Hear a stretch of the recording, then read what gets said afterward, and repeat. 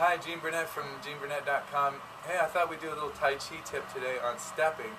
And once again, if you're from a style where you're not allowed to rise and fall over the course of your form, then this might not apply to you. You can't do it.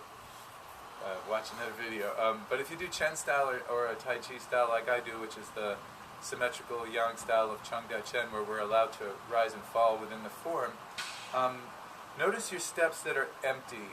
In our style, we have two empty steps. We have our forward step, where we're stepping forward in order to go somewhere. Or we also have our sideways step, where we're stepping to the side. These are our empty steps. The backward step is a step with weight. And the transition step is a step with weight. And the turning step is basically a variation of the forward step. So when you take a forward step, in our style, we step empty. So what that means is this leg has the weight, and I'm going to step with my heel, and then I'm going to set the toe down. But I can take it back, because it's an empty step. I'm not going down into the ground. I'm going under, and then I'm pushing up a little bit to go forward and down again.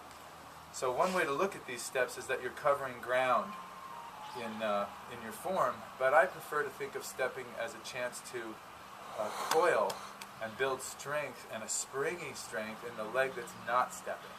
So here's an interesting exercise you can do. When you take your step, and I think of it as sinking twice in order to step. One sink gets the heel down, one sink gets the toe down. And my center has moved just in front of my heel a little bit, still behind the 50-50 line, so that from there I have leverage and I can go forward.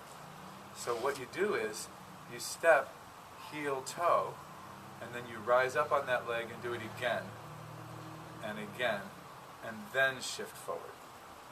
So if you're doing, say, a movement like this parting horse's mane that I'm doing now, you'd step heel toe, heel toe, heel toe.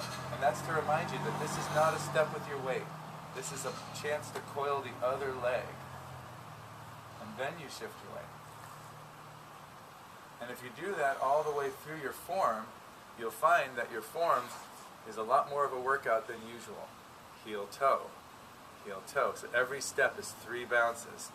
Whether it's whatever the movement is that you're doing, when you take a step, heel toe, heel toe, heel toe. So you're just going straight up and down like a piston over here, and you get used to the idea of sinking to put your foot down. So you're coming up and sinking to get that foot down, and then you're automatically loaded, ready to go. If you're doing a sideways step, like cloud hands, from here, I'm going to step toe, heel. And when I put that heel down, I'm sinking into the other leg. So it's an opportunity to sink and coil into this leg, not just drop your weight into that one. So you step empty 3 times. 1, 2, 3. And then shift your weight and turn. And then you do the other one. Toe, heel. 1, 2, 3. Then shift your weight and turn. And again. Toe, heel. 1, 2, 3. Then shift your weight. So it doesn't seem like a ton of work, but boy, you go through a form, and our long form is almost an hour long, or about an hour long, through a 20-minute form, and every single time you take an empty step, do it 3 times. 1, 2, 3, and then shift your weight. It'll not only build up your leg and build up your springiness in your leg, but it also really anchor it into your body, that you're coiling this leg, then you're shifting your weight. Going instead of going like this on the ground. I want to be in the ground and then out of it, in the ground and out of it, that way. So that's a way you can just repeat the piston action of the leg that's doing the coiling, and it'll be a really good workout for your legs. Another nice one you can do is from here, say you're going into the ball, you can circle this knee and then step. 1, 2, 3, and then go.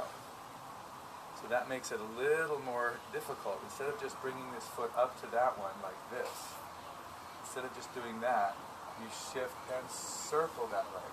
And if you want to, you could do 3 circles. So again, you're accenting the piston action of the leg that's not stepping. Then step 1, 2, 3.